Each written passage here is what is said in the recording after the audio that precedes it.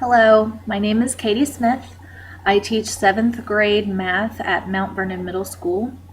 Today I am going to explain why mobile learning is the direction that school districts need to go to transition into the 21st century. Why should we implement mobile learning? Number one, it's a really exciting and new way to teach and to learn.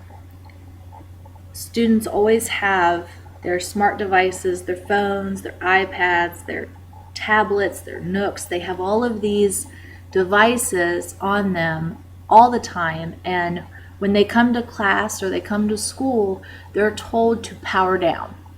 You're not allowed to have your cell phones on during the day. You're not allowed to have them on you. Sometimes they're not even allowed to bring them to class. They have to leave them in their backpack or in their locker. So we've asked students to power down, but they love being on their devices. So this is a way for students to use their technology that they love so much and learn with it. Number two, mobile learning makes collaboration more effective and easier. We always want to do group work as teachers. We love putting kids together, listening to what they have to say, what ideas they come up with solving real world problems and things like that. We love hearing the discussions. But you'll always have that group that would rather talk about going to the mall, going to wherever, and talking about the things they have instead of discussing or collaborating effectively about the information you want them to discuss. This would get rid of all of that off-task conversation. They would have discussion forums where you could ask a question or give them a few problems, and then they could post on the discussion forum and ask questions and collaborate and work together, and even cross-collaborate where they could actually ask somebody in another class that isn't in the classroom with them. They could ask somebody else. So it would just really broaden the collaboration spectrum. Number three, it increases student participation and engagement. We also have those students that like to sit in the back of the classroom, put their hood over their head, put their head on their desk, and not participate, and really would rather be anywhere else. This takes that away. You can easily see on your smart device who's participating and who's not, because not everybody's talking. So you can bring those students that aren't posting and get them back on track faster. Number four, it increases one-on-one time between students and teachers. I'm not talking face-to-face one-on-one time, but if a student has a question and doesn't want to raise their hand and bring a lot of attention to them, they could post online, in the discussion forum, and if a student didn't respond to their question, you could see it and respond to that student immediately, and he or she would get the answer that they need. Number five, students have more technology at their fingertips, and I touched on this a little bit earlier.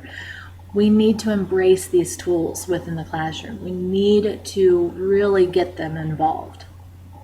Number six, there will be no more back of the classroom seating. Everyone will be in the front row.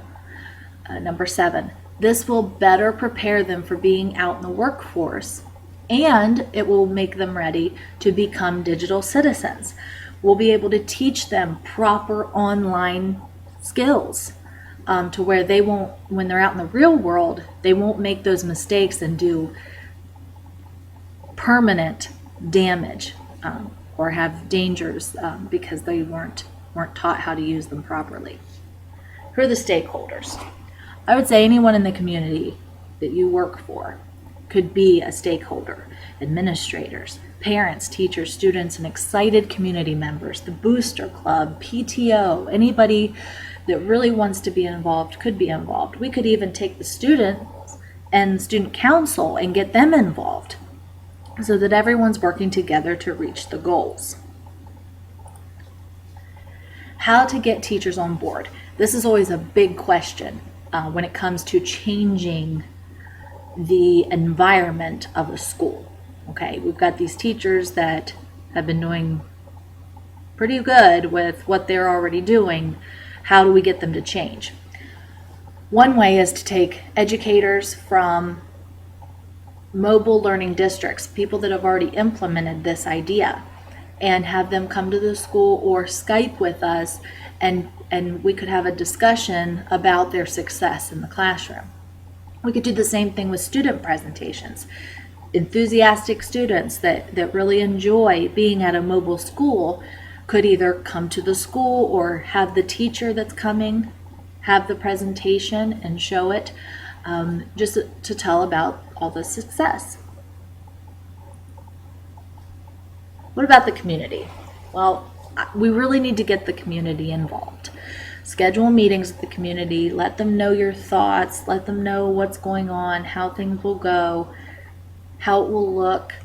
Really get them involved. Have student council put together a slideshow of them interviewing other students in the building about their thoughts of going mobile in the school. This could be shown in the meetings with the community so that they see their students excited about the possibility of having a mobile learning school.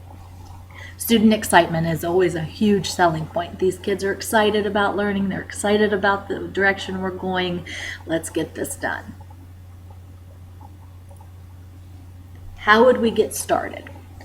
Well, one thing that we need to do is get a pilot group assigned.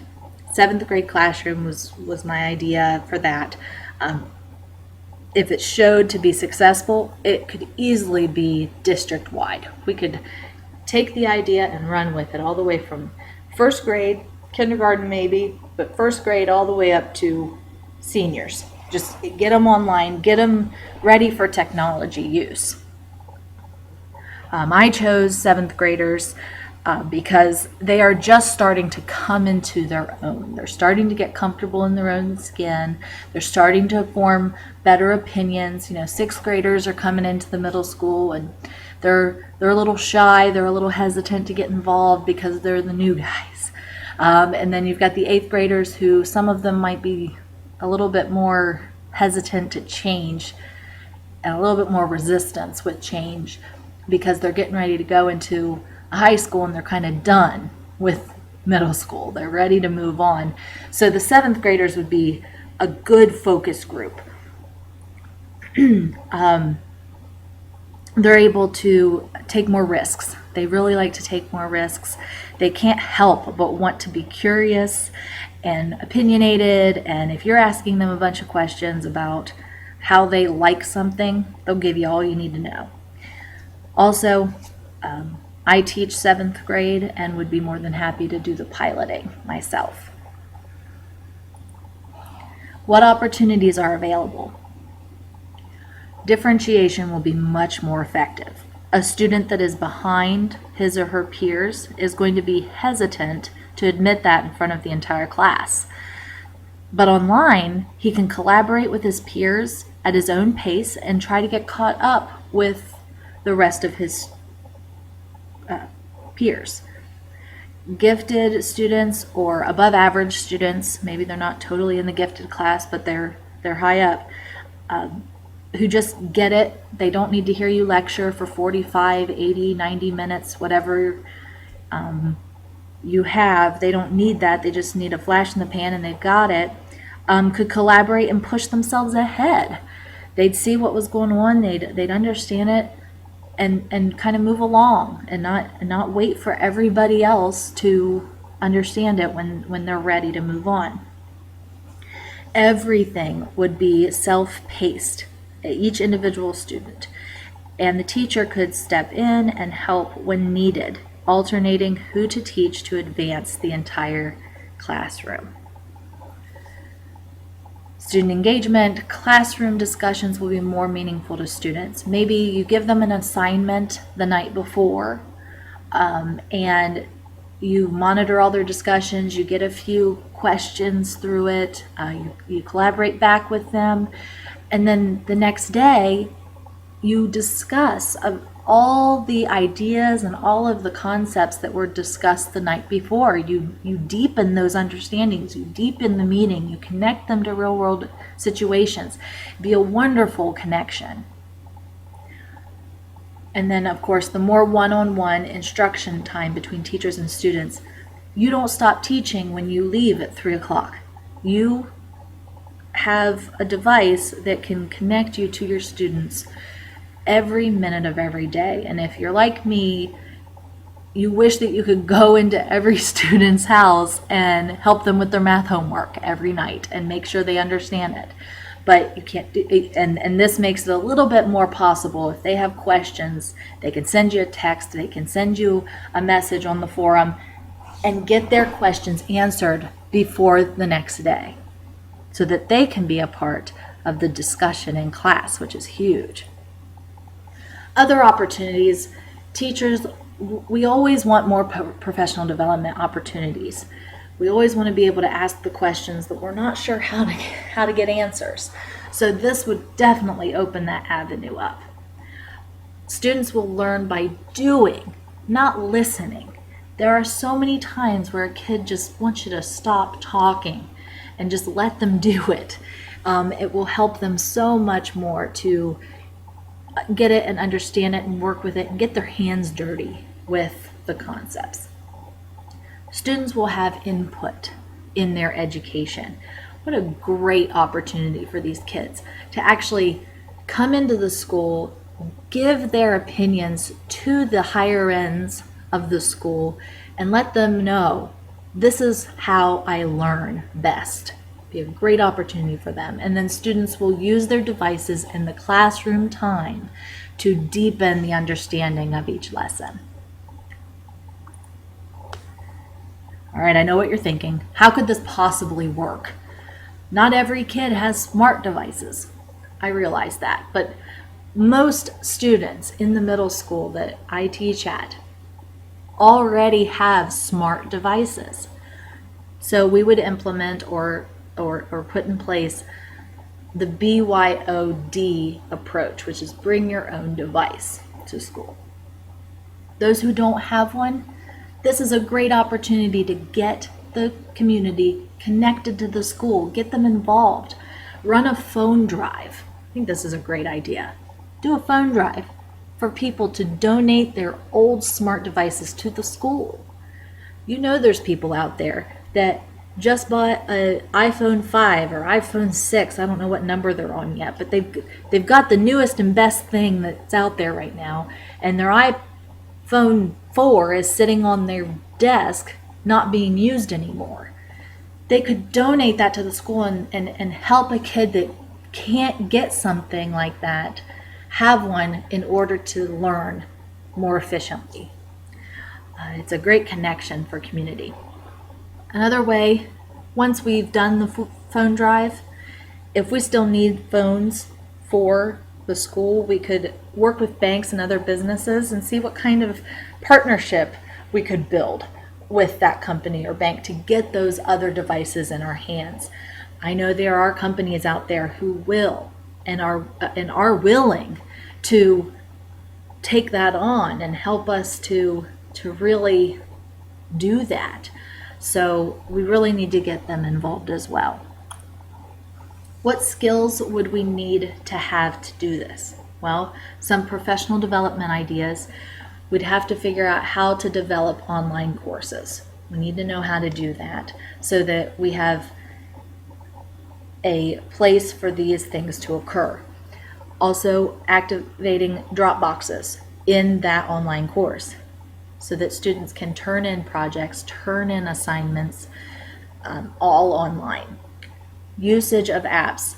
Some teachers still are just getting the hang of email, and we need to make sure that they understand how to download and use apps effectively in their classroom. Set up discussion forums, and then data collection for class achievement. These would be nice, clean, easy to read charts instead of the hand-drawn charts. How will you facilitate acceptance? Well, have an open discussion about the possibilities.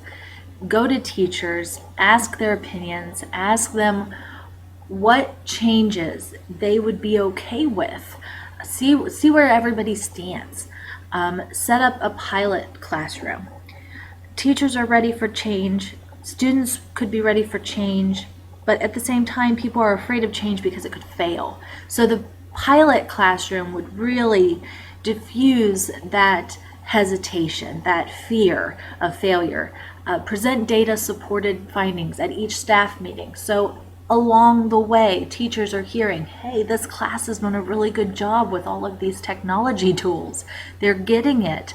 They're understanding things because I've brought it to the 21st century in the way I'm presenting it to them. They've got it. Survey students to see what their opinion of the new technology would be. So maybe assign a kid extra credit if he'll come into the staff meeting and present their opinions of the classroom so far. Have the kids tell the teachers, yeah, this is working, this is exciting, it's so much fun. Please do this for the rest of our classes. It would be a really effective and powerful way of getting teachers on board. So here's my game plan.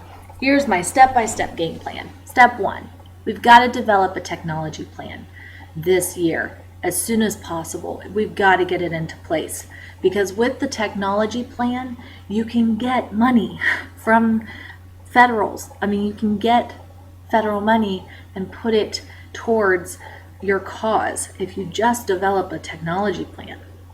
Step 2, provide professional development and training to utilize tools in the classroom, and also analyze OAA data for your pilot group.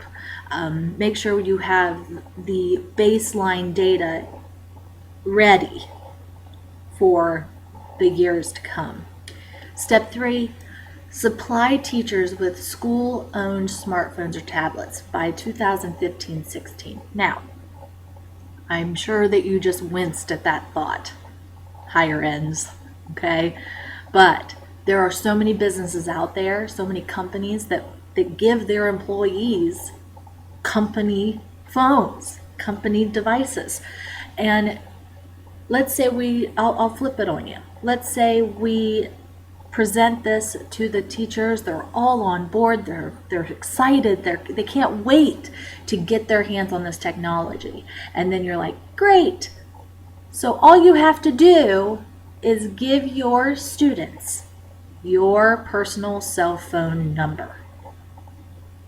You will have a pretty large handful of teachers say, forget it, I am not doing this. I'm not giving middle school students my phone number, elementary students my phone number, high school students my phone number. I'm not doing that, sorry. It was a good idea, but you lost me there. So we could give them a school-owned smartphone for that use, and so then anything that they get through that device, they know that it's related to class. They know that because that's what that device is for. So it wouldn't clog up their personal phone. Step 4, have training for parents and students on how the 21st century classroom will look and what the new policies will be, and hold a phone drive. This would also happen in 2015-16. 2015 and 16 will be the year where we're getting all of our T's and I's crossed and dotted, getting all of that grunt work done. So hold a meeting, get them together, let them know what's going on. And then the phone drive, maybe we could get the PTO or the boosters, someone involved in that, to get those phones for our kids.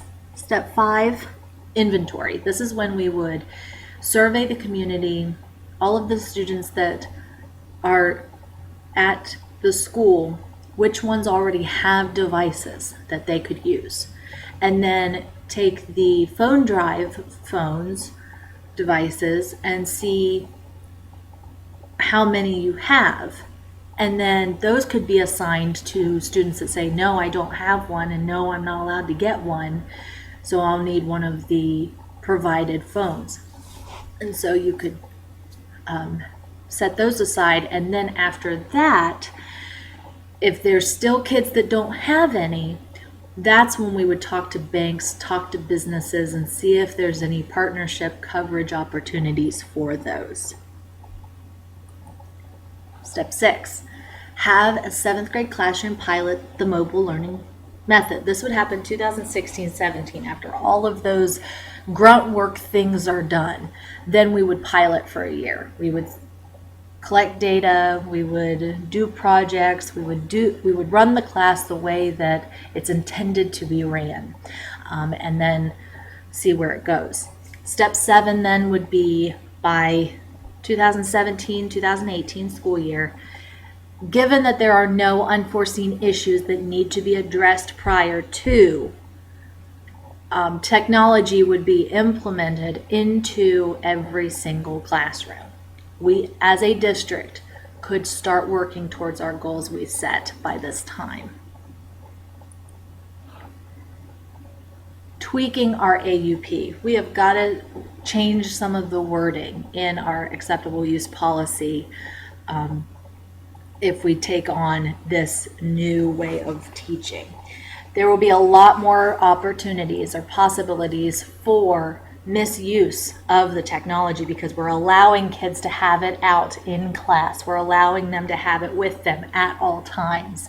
So we need to plan for that and put something in place in the acceptable use policy. So here's how I would change the wording a little bit so that it would work with what we want to do. Any attempts of misuse or abuse of technology and network resources by students of the school will result in attending 2 mandatory 1-week-long classes about internet safety and becoming a responsible digital citizen, and that would happen after school. So it would be like a class detention.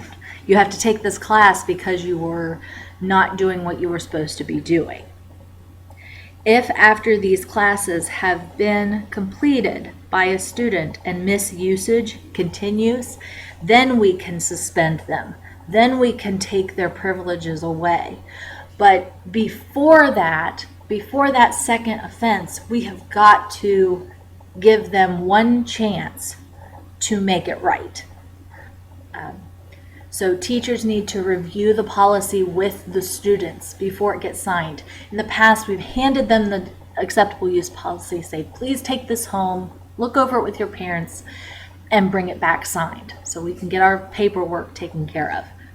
We need to read it with them. We need to go over it with them because there's so many changes that are going to happen.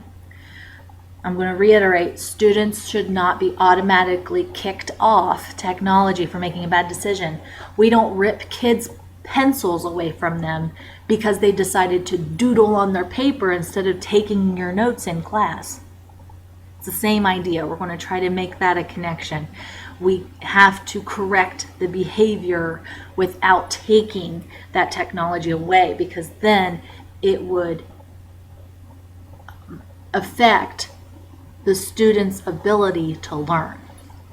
Students need taught proper uses of technology and told that there will be consequences for the misuse. That way they don't go out into the real world and make a huge mistake and permanently post something that will either be damaging to someone else, damaging to themselves, or putting themselves or someone else in danger. We've got to make sure that they understand the power of the internet, of technology. How will success be measured? We need to get anonymous feedback from students, teachers, and parents. Students, we could ask, What's working? What do you like about this setup? What needs work? What things would you change? Help us out here because this is new. Teachers, we could talk to you and say, what tools do you still need? What support do you still need from administrators? What do you still need help with? Is it an app? Is it the discussion forums? Are they not posting correctly? What is it? What do we need to do? And then parents, we could contact and say, how do the kids use their technology at home? How is that working? Collect data without technology and match it up with data after technology. That would be something that the piloter would do. Give focus to areas of concern and refresher training. So once you talk to those teachers and say, hey, what's not working, then we can collaborate again, do refresher training to fill in that hole, or fill in the void. Also keep up the professional development training so that new tools that are coming out in the technology world could be implemented in later. Goals of the piloting group.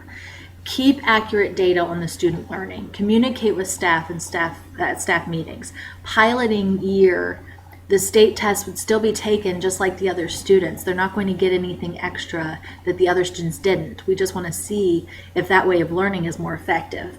Late June, we'll get those results back and see how the growth measures up. Hold interviews and surveys with students, and then student grades, the data collection.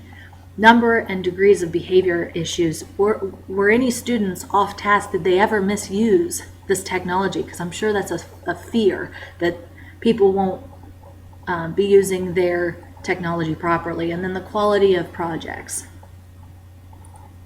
Resistance. I know. Everyone, after all of this, still has resistance. How often will teachers use the devices? How do we get the apps we need? How do we know if we have the right types of projects? What if this doesn't work for us? All of those things. I'm going to put your mind at ease a little bit. These are the reasons why things like this normally don't work. One is students don't have devices. Well, we put in a phone drive to get those devices for them. Students who don't take responsibility for the devices, we put in place a discipline for misuse of technology. And then classroom management, you'll have your own device to connect with your students and not fear about or not be afraid that they have your personal information and be able to manage them better. So what are you waiting for? This is still emerging, it's still new, but let's not be the last school, the last district to get on board and into the 21st century classroom. Thank you.